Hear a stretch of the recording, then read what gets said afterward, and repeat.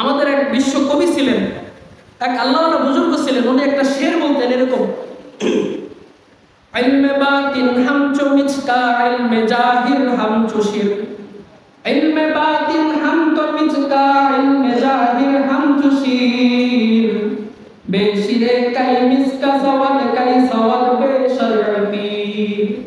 এটার অর্থ হলো এরকম যে কেউ যদি ঘি চায় তাকে অবশ্যই দুধ আনতে হবে, তাই না? কেউ যদি ঘি চায় তাকে দুধ আনতে হবে না? দুধ আনলে কি ঘি হয়ে যাবে?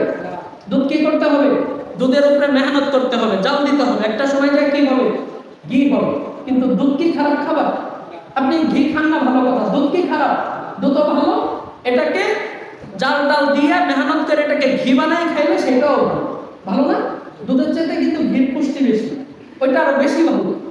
শরীয়ত মারেফত হলো এরকম, শরীয়ত ছাড়া কখনোই মারেফত সম্ভব নয়। শরীয়তের উপরে শরীয়ত, দুধ যেরকম ভালো শরীয়তও ভালো। দুধের উপরে মেহনত করতে করতে যেরকম ঘি হয়, শরীয়তের হুকুম আহকাম মানতে মানতে একসময় মারেফত।